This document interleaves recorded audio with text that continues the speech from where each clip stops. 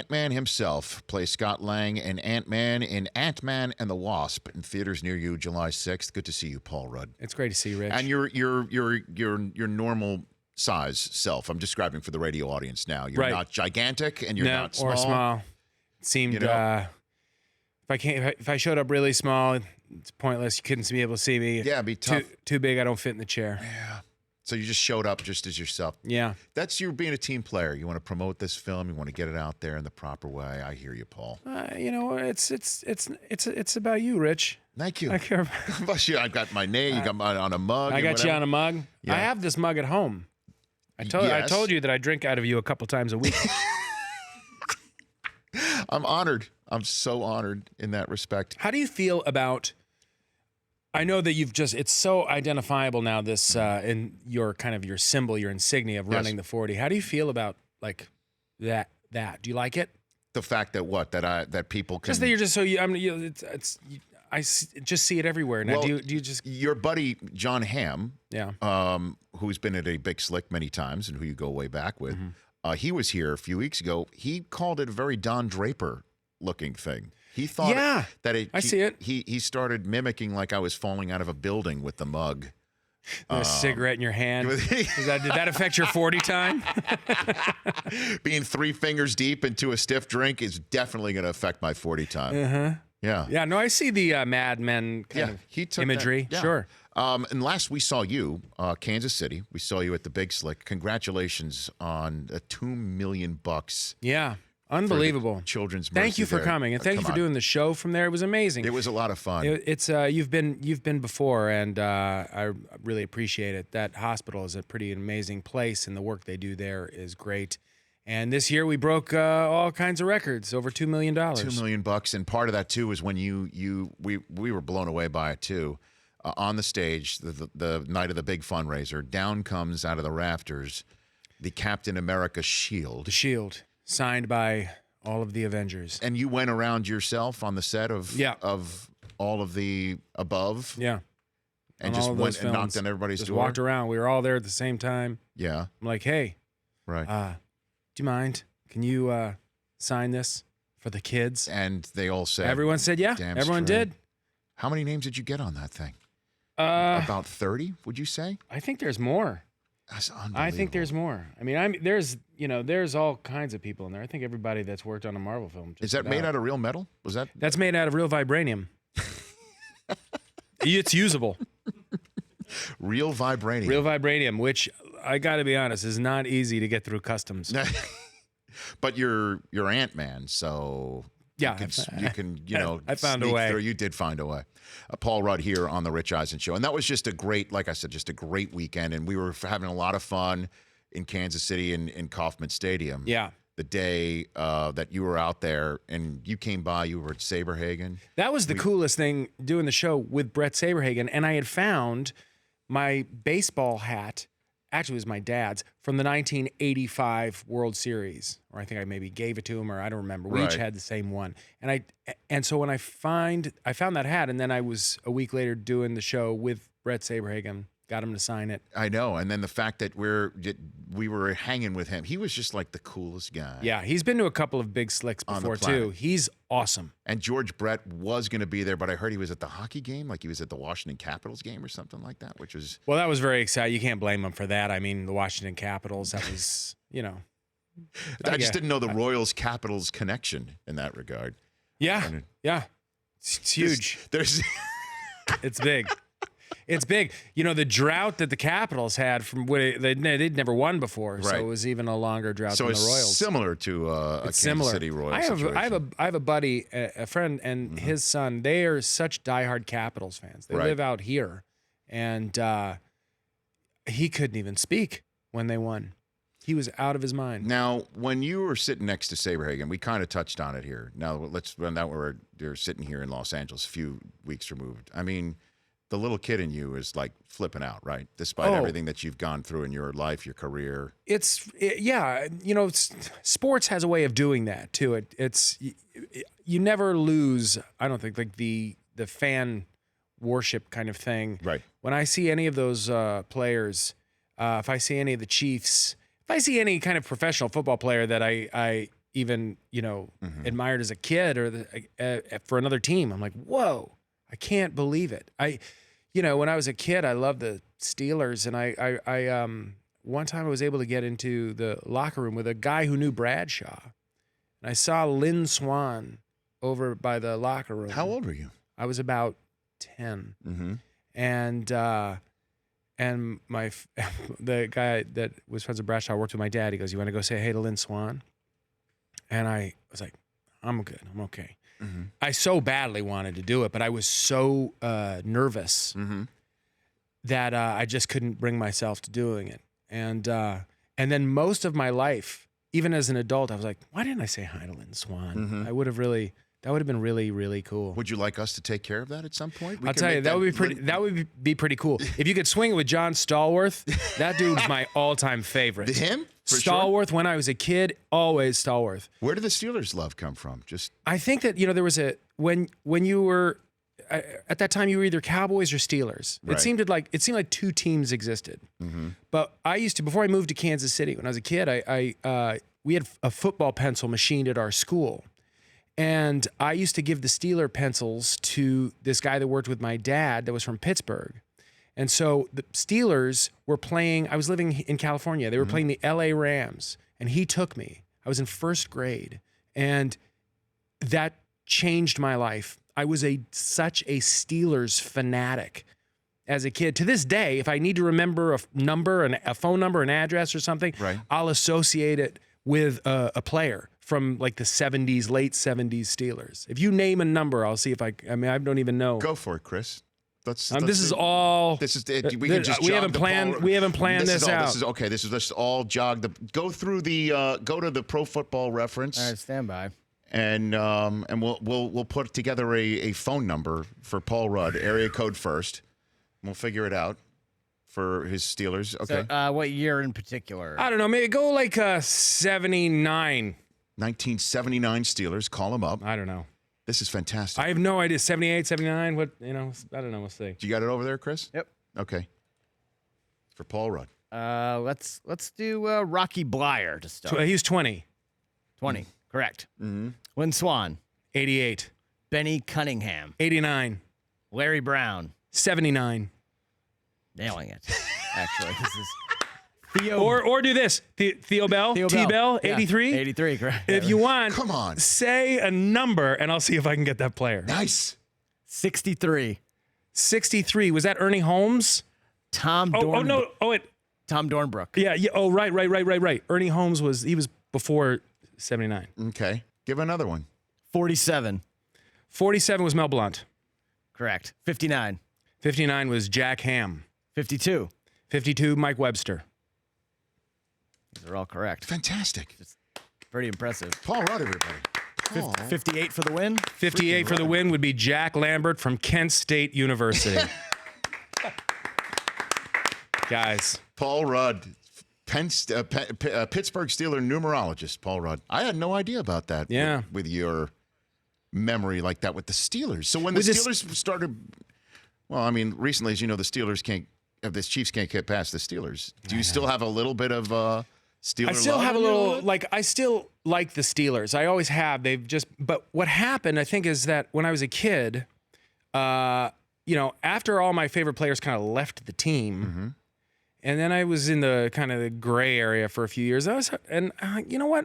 I really liked the Chiefs. And I was a kid still. I was still a kid. And then I left. I moved away from Kansas City. And then I was like, oh, man, I'm Chiefs all the way. And now it's absolutely, and has been for decades. Yeah, right. The Chiefs are I find that a lot of people, when they move away from their hometown, that's when they get really into their team. Sure. So, I mean, with Stone Street, when you were with on our show at Big Slick, where you were there with Saberhagen, Stone Street brought Mitchell Schwartz with him. And our favorite moment was at the end of that interview, where I said to Mitchell Schwartz, hey, thanks for coming by. It's great having a member of the tribe here. And Stone Street goes, Chiefs. And we're like, no, wrong tribe, man. Different tribe. Yeah. And Schwartz is member of, Yeah, that's of our right. tribe. We take great pride. We take great pride in our professional Jewish athletes because we're few and far between. I know that's in a pamphlet, not a book. As I see from Airplane. I'd like something light to read. We have this leaflet of great Jewish sports heroes. I forgot about that. All right, we'll take a break. When we come back, we'll talk Ant-Man and the Wasp with Paul Rudd. And also, I know you are a fantasy player, aficionado, fantasy aficionado. Yeah. We have a bunch of fantasy team names that we've just been throwing out there because it's been part of our back and forth for damn near a full year. We've been stockpiling names. We'd like to throw them in your direction and have you choose one for us to use this fall. I love this. Fantastic. We're back with Paul Rudd in 60 seconds. All right, back with Paul Rudd, Ant-Man and the Wasp in theaters near you on July 6th. We had Lawrence Fishburne on Monday's show. How cool is that guy? Like, most interesting man in the world. Yeah. Really interesting story, really fascinating person, really nice guy. Not many people, I see, at least first one I've ever met, where he starts telling his story. Well, I think we went cockfighting off the set of Apocalypse Now when I was 14 years old. Like, I've never heard anybody start a sentence that way before. I think there might be only one person on the planet that can start a sentence that way. And that's him. And then you're in this film with Michael Douglas as well. Second time that you're with him. What is it like being around another member of royalty in that regard? Yeah, Paul? it's incredible. I mean, thankfully, he's so awesome, such a cool guy. Just chill. Really chill, Yeah. very funny. We've gotten to the point now where we talk about our families and world events and sports and stuff like that. He's a big sports fan, and so it was fun. We'll talk like when the Royals are doing well, and he was saying like, how are you feeling about the season? Same with the Chiefs. He likes the Jets. What, Michael Douglas is a Jets fan? He's a Jets fan, and oh my gosh. and so but he's getting to know him and hang out with him like a regular person. Right. Is still kind of overwhelming. You just think, because he's such a great actor, and as great of an actor as he is, he's just as great a human being. Well, it's interesting that you say you talk about families and stuff with him, because this is a family film, Ant-Man and the Wasp, correct? Like, this is stuff I you think can this take is your kids to. this is. I think that all ages can enjoy this film. I think some kids that want to see some Marvel films, this one is not a bad one to take them to. It's very well. It's funny, and it's not quite so scary. Visually, it's really, really imaginative and kind of mind blowing. And it's also good because you don't want kids to be scared of bugs. And if you take them to this, all of a sudden, I think they'll have a different relationship with ants and wasps. Okay, well, there you go. So if you're looking to get your child in a better relationship with That's ants right. and wasps, Like, let's nix that phobia at a young age. right, just get it right in the bud. That's right. Okay, and that's in theaters near you on July 6th. How's your baseball fantasy team going? Right now, Paul? They're not too bad. They're actually doing. When you say you have multiple? They're not too bad because I'm just assuming They're an actual team? I only have one team, but I'm saying they're as a collection of players. My team's not doing so bad, actually. Who's on your fantasy baseball team? Well, I had a really amazing thing where I in the first round, I had the second pick, and the guy didn't take Mike Trout, so I did. And then on the second round, Bryce Harper fell to me in the second round. How many teams are there? There's I think 12 guys. So you're saying with pick 23? Yeah, I don't know how. And as soon as I did it, I think everyone was like, "Oh my God, he's out there!" And everyone was. So Bryce Harper, everybody just assumed he had been taken, and slept on him. Yeah. So you, Paul Rudd, in went the second Trout round, Harper. Wow. Yeah, but he's been slumping a little bit of late. Yeah, right? but you know what? He's still pretty awesome. He's still Bryce Harper, and it's a long season. Right. Yeah. All right. So who are your pitchers? Who's the rest? Who do you have as your Paul Rudd pitchers on your fantasy team? Finally, he's just come off the DL for me is Bumgarner. I have him on my. Okay. Now he's starting, but Clevenger. Mm-hmm. God, I made the mistake of drafting Snell and dropped him early on. Okay. Who do I have? I'm blanking. I have Greinke. Okay. Some of my guys have not been. Otani I took. in the draft. I drafted him. I know I have a lot of guys on the DL. Who the hell is letting you Archer. By the way, I drafted pretty well. that sounds like you've drafted excellent. I drafted Acuna. Mm-hmm. He's on the DL. Matata. Gesundheit. And Is that the name? Acuna Matata is Would be a a great. great- That's a great name. For a fantasy The team, only right? time I ever mixed a player in my fantasy name was when my team name was Cuckoo for Cocoa Crisp. And the avatar was the player or the cereal? I don't remember. I think it might have been the bird. So what is your current fantasy team name? Your baseball fantasy team name? Currently, it's Heavens to Murgatroyd. So just you went Hanna-Barbera? Yeah, I went Hanna-Barbera. I don't know why. I really couldn't at the last minute. I couldn't really think of one. I thought of one after the fact because I passed a sign. I was driving down a rural road and saw a sign advertising a men's breakfast. And I thought that's a good name. Fantasy team name. A men's breakfast. And the avatar would be actual breakfast Probably a stack foods? of pancakes. Okay. I'm thinking that was the first thing that pops in My my mind. favorite, because we've had this conversation before about your fantasy team names. My favorite one that you've had was Dench! ! Yeah, just for Judi Dench. Yeah, right? Judi Dench's Game face Den- was the logo. That's Dench. it. What's the name of your current football one? Which one did you just go with your football then? This last one was Tears of Elegance, and it was a single rose. I'm thinking next year. I'm thinking next year, in keeping with the exclamation point. Yes. Of just going with snacks. Okay. Because so many times I write thanks too quickly. Oh, yes. And it doesn't get spell checked? No, and so that's going to be my team name. Snacks. Snacks! Exclamation point. And the avatar is just a phone or I don't know. a text bubble or something like that? I don't know. I haven't really. Trying to... I don't really know. A lot of times, for no reason whatsoever, the logos of my teams are just really happy children. Okay. Hey. I had one team name that was just called Sounds and Smells, and then my logo was just some laughing child. It meant nothing. So you are the perfect person for this Paul Rudd. Sounds and smells. You are the perfect person for this because on occasion, Snacks. while we are having a conversation here on the show, I will say something out loud and just say to Chris, write that down. Yeah, It sounds like a great sounds like a fantasy name. fantasy team name. Yeah. We have compiled 8 of them. Great. We have made a bracket, and you will choose which one advances in sort of NCAA tournament style. All right. Okay? All right. Here we go. The Rich Eisen Show fantasy football team name for this fall of 2018 is about to be decided by Paul Rudd. Do we have music for this, Mike Del Tifo? Very good. All right, Chris, what's the first bracket for Paul Rudd The here? first matchup, Paul, is Dolan Wormhole against Great Big Boban Ass. Okay. So Dolan Wormhole is what I go down every time I bitch about James Dolan of the Knicks. I can't get out of it. Yeah. And then Boban is, the 7'5" center of the Clippers.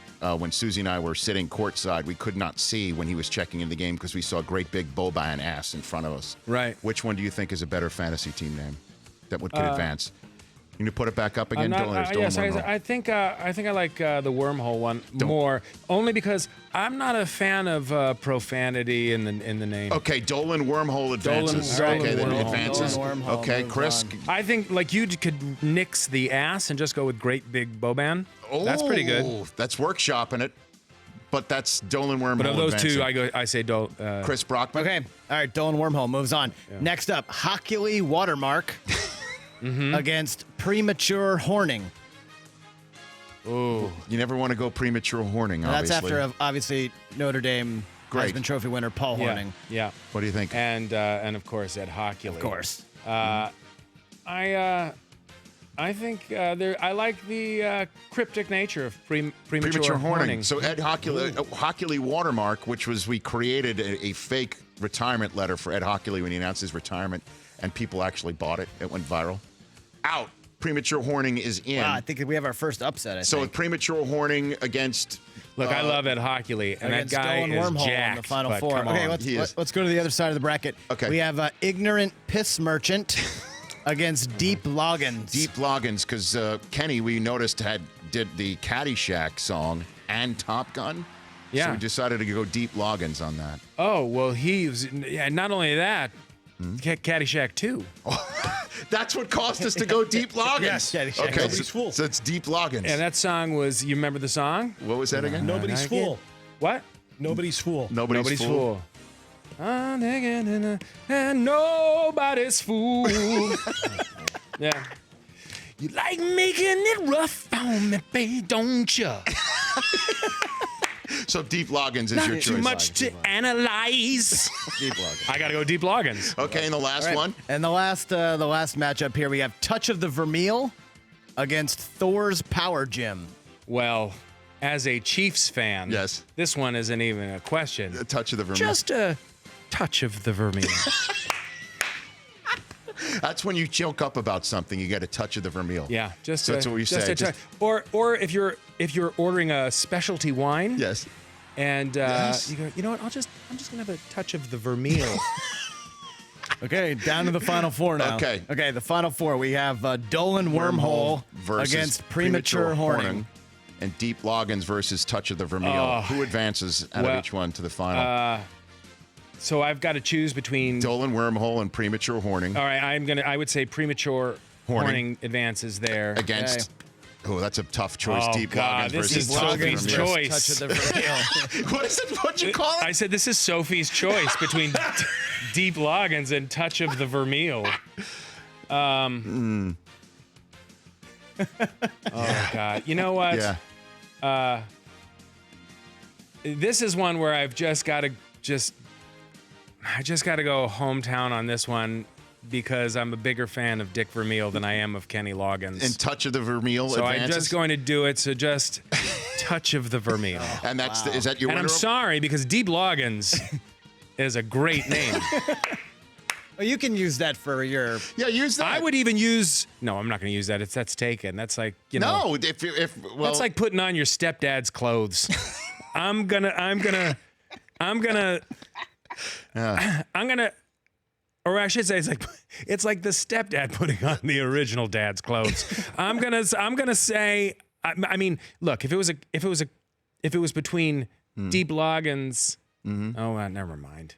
I can't even forget. I forgot so what I was what gonna think. so it's Paul Hornung versus Touch of the Vermeil. What Premature See, I Horning think it should be against between Deep. I think it gets down to between Deep Loggins. He has a and- problem with the seedings. So No, I don't. So now, do I have to choose between Premature Horning Premature and Touch Horning of the and Touch Vermeil. of the Look, the Vermeil, team, yeah. your fantasy team is going to be Touch of the Vermeil. Oh, yeah.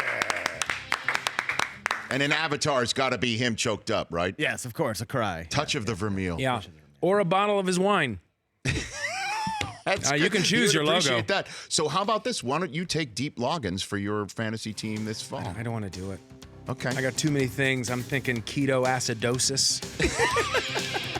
I got a bunch. I'm making a list of my own.